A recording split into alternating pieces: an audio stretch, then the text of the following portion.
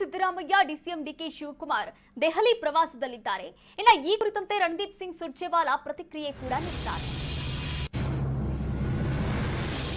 CM Siddaramaiah DCM DK Shivakumar Delhi ಟೂರ್ನಲ್ಲಿದ್ದಾರೆ, ದೆಹಲಿ ಪ್ರವಾಸದಲ್ಲಿದ್ದಾರೆ. ರಣದೀಪ್ ಸಿಂಗ್ ಸುರ್ಜೇವಾಲಾ ಈ ಕುರಿತಂತೆ ಪ್ರತಿಕ್ರಿಯೆಯನ್ನ ನೀಡಿದ್ದು, ಇದರಲ್ಲಿ ಇಮೇಜ್ ಮಾಡುವಂತದ್ದು ಏನಿದೆ ಎನ್ನುವಂತಹ ಪ್ರಶ್ನೆಯನ್ನ ಕೇಳಿದ್ದಾರೆ. ಸಿಎಂ ಸಿದ್ದು ಡಿಸಿಎಂ ದೆಹಲಿಗೆ ಹೋಗಿದ್ದಾರೆ. ಕರ್ನಾಟಕ ಸರ್ಕಾರದ ಯೋಜನೆಗಳು ಬಾಕಿ ಇವೆ. ಮೋದಿ ಸರ್ಕಾರ ಕರ್ನಾಟಕದ ವಿರುದ್ಧವಾಗಿದೆ. ಹಲವು ಪ್ರಾಜೆಕ್ಟ್ಗಳಿಗೆ ಪರ್ಮಿಷನ್ ಕೊಟ್ಟಿಲ್ಲ. ಅದರ ಜೊತೆಗೆ ಮೇಕೆದಾಟು, ಕಳಸಾ ಬಂಡೂರಿ ಪ್ರಾಜೆಕ್ಟ್ಗಳು ಕೂಡ ಬಾಕಿ ಇದೆ. ಇದರ ಬಗ್ಗೆ ಚರ್ಚೆಗೆ ಅವರು ಹೋಗಿದ್ದಾರೆ. ದೆಹಲಿ ಭೇಟಿಯ ಹಿಂದೆ ಬೇರೆ ವಿಶೇಷ ಇಲ್ಲ ಅಂತ ರಾಜ್ಯ ಉಸ್ತುವಾರಿ ರಣದೀಪ್ ಸಿಂಗ್ ಸುರ್ಜೇವಾಲಾ ಅವರು ಹೇಳಿಕೆಯನ್ನ ನೀಡಿದ್ದಾರೆ. ನೋಡಿ, ರಾಜ್ಯ ರಾಜಕೀಯದಲ್ಲಿ ಇದೀಗ ಹಾಟ್ ಟಾಪಿಕ್ ಅಂತಂದ್ರೆ ಒಂದು ಸೆಪ್ಟೆಂಬರ್ನಲ್ಲಿ ಏನೋ ಕ್ರಾಂತಿ ಆಗಲಿದೆಯಂತೆ ಎನ್ನುವಂತಹ ಒಂದಷ್ಟು ಚರ್ಚೆಗಳು ಇರುವಂಥದ್ದು. ಇನ್ನು ಈ ಕುರಿತಂತೆ ಒಬ್ಬೊಬ್ಬರನ್ನ ಮಾತಾಡಿಸ್ತಾ ಹೋದ್ರೆ ಒಬ್ಬೊಬ್ರು ಒಂದೊಂದು ರೀತಿಯ ಹೇಳಿಕೆಯನ್ನ ನೀಡ್ತಾ ಇದ್ದಾರೆ. ಇನ್ನು ಆ ಕ್ರಾಂತಿ ಏನಾಗುತ್ತೋ ಏನೋ ಗೊತ್ತಿಲ್ಲ, ಆದರೆ ಪವರ್ ಶೇರಿಂಗ್ ಆಗಬಹುದು ಎನ್ನುವಂತಹ ಒಂದಷ್ಟು ಚರ್ಚೆಗಳು ಕೂಡ ಇರುವಂಥದ್ದು. ಇನ್ನು ಈ ಕುರಿತಂತೆ ಡಿಸಿಎಂ ಡಿಕೆ ಶಿವಕುಮಾರ್ ಹಾಗೆ ಸಿಎಂ ಸಿದ್ದರಾಮಯ್ಯ ಇಬ್ಬರೂ ಕೂಡ ದೆಹಲಿ ಪ್ರವಾಸವನ್ನ ಕೈಗೊಂಡಿದ್ದಾರೆ. ಇನ್ನು ಪ್ರತ್ಯೇಕವಾಗಿ ರಾಹುಲ್ ಗಾಂಧಿ ಅವರನ್ನ ಕೂಡ ಭೇಟಿ ಮಾಡಲಿದ್ದಾರೆ. ಇದೇ ವಿಚಾರವಾಗಿ ರಣದೀಪ್ ಸಿಂಗ್ ಸುರ್ಜೇವಾಲಾ ಅವರು ಪ್ರತಿಕ್ರಿಯೆಯನ್ನ ಕೂಡ ನೀಡಿದ್ದಾರೆ. ಇನ್ನು ಎರಡನೇ ಇನ್ನಿಂಗ್ಸ್ ಅನ್ನ ಆರಂಭಿಸಿದ್ರು, ಶಾಸಕರ ಅಭಿಪ್ರಾಯವನ್ನ ಪಡೆಯುವಂತಹ ಒಂದು ಕೆಲಸವನ್ನ ಮಾಡ್ತಾ ಇದ್ರು. ಇನ್ನು ಈ ಕುರಿತಂತೆ ರಣದೀಪ್ ಸಿಂಗ್ ಸುರ್ಜೇವಾಲಾ ಅವರು ಏನ್ ಮಾತನಾಡಿದ್ದಾರೆ ನೋಡ್ಕೊಂಡು ಬರೋಣ. Yes, my chief minister and deputy chief minister have traveled, as I said yesterday, to Delhi in order to raise issues of government of Karnataka and people of Karnataka with government of India.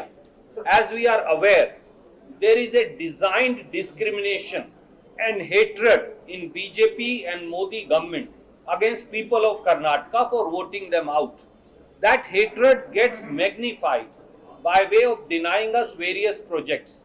For example, the Kalsa Bandure project, no permissions are being given. For example, Mekedatu project, it is being detained by Government of India. For example, our various demands for declaring various categories in backward class, scheduled tribe categories, various communities, is consistently denied. For example, GST funds are denied to people of Karnataka. For example, our share in the Finance Commission is repeatedly denied.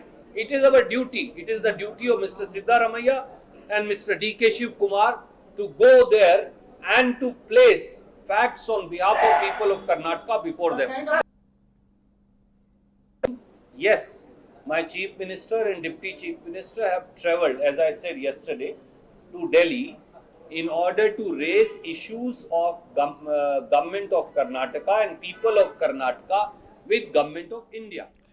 ನೋಡಿ, ಒಂದು ಕಡೆ ನಾವಿಲ್ಲಿ ರಾಜ್ಯ ರಾಜಕೀಯದಲ್ಲಿ ಏನಾಗ್ತಾ ಇದೆ ಅಂತ ಗಮನಿಸ್ತಾ ಹೋಗೋದಾದ್ರೆ ಒಂದು ಹಾಟ್ ಟಾಪಿಕ್ ಅಂತಾನೆ ಹೇಳ್ಬೋದು. ಸೆಪ್ಟೆಂಬರ್ನಲ್ಲಿ ಏನೋ ಕ್ರಾಂತಿ ಆಗುತ್ತಂತೆ. ಆ ಕ್ರಾಂತಿ ಏನು ಅಂತ ಒಬ್ಬೊಬ್ಬರನ್ನ ಒಂದೊಂದು ರೀತಿಯಲ್ಲಿ ಕೇಳ್ತಾ ಹೋದ್ರೆ ಪವರ್ ಶೇರಿಂಗ್ ಆಗಬಹುದು. ಇನ್ನು ಸಿದ್ದರಾಮಯ್ಯ ಅವರನ್ನ ಸಿಎಂ ಪಟ್ಟದಿಂದ ಕೆಳಗಿಳಿಸ್ತಾರಂತೆ. ರಾಷ್ಟ್ರ ರಾಜಕಾರಣದಲ್ಲಿ ಸಿದ್ದರಾಮಯ್ಯನವರು ಎಂಟ್ರಿ ಕೊಡ್ತಾರಂತೆ. ಸಿಎಂ ಬದಲಾವಣೆ ಆಗುತ್ತಂತೆ. ಹೀಗೆ ಒಂದಲ್ಲ ಒಂದು ರೀತಿಯ ಹೇಳಿಕೆಗಳನ್ನ ಒಬ್ಬೊಬ್ಬರು ಶಾಸಕರು ಕೂಡ ನೀಡ್ತಾ ಇದ್ದಾರೆ.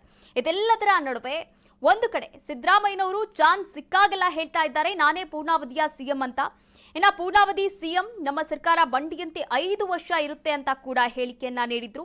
ಆದ್ರೆ ಡಿಕೆಶಿ ಅವರು ಸುಮ್ಮನೆ ಆಗ್ತಾರಾ ಇವೆ ಎಲ್ಲಾ ವಿಚಾರಗಳನ್ನ ನೋಡ್ತಾ ಹಾಗೆ ಕೂತ್ ಬಿಡ್ತಾರಾ ಅಂತ ಅನ್ನೋದಕ್ಕೆ ಸಂದರ್ಭದಲ್ಲೇ ಇದೀಗ ಡಿಸಿಎಂ ಡಿಕೆ ಶಿವಕುಮಾರ್ ಹಾಗೆ ಸಿಎಂ ಸಿದ್ದರಾಮಯ್ಯ ಇಬ್ಬರೂ ಕೂಡ ದೆಹಲಿ ಪ್ರವಾಸದಲ್ಲಿದ್ದಾರೆ. ಇನ್ನು ದೆಹಲಿ ಪ್ರವಾಸದಲ್ಲಿ ಬಹುಮುಖ್ಯವಾದಂತಹ ಒಂದು ಬದಲಾವಣೆ ಆಗಲಿದೆ. ಇನ್ನು ಬಹುಮುಖ್ಯವಾದಂತಹ ಒಂದು ಚರ್ಚೆ ಆಗ್ತಾ ಇರುವಂತದ್ದು ರಾಹುಲ್ ಗಾಂಧಿ ಅವರನ್ನ ಇಬ್ಬರೂ ಕೂಡ ಪ್ರತ್ಯೇಕವಾಗಿ ಭೇಟಿ ಮಾಡಲಿದ್ದಾರೆ.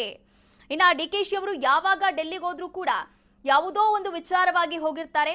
ಆ ಒಂದು ವಿಚಾರ ಯಶಸ್ವಿ ಆಗೋವರೆಗೂ ಕೂಡ ಬರಲ್ಲ, ಅದನ್ನ ಸಿದ್ಧಿಸ್ಕೊಂಡು ಬಂದೇ ಬರ್ತಾರೆ ಡಿಕೆ ಶಿವಕುಮಾರ್ ಅವರು.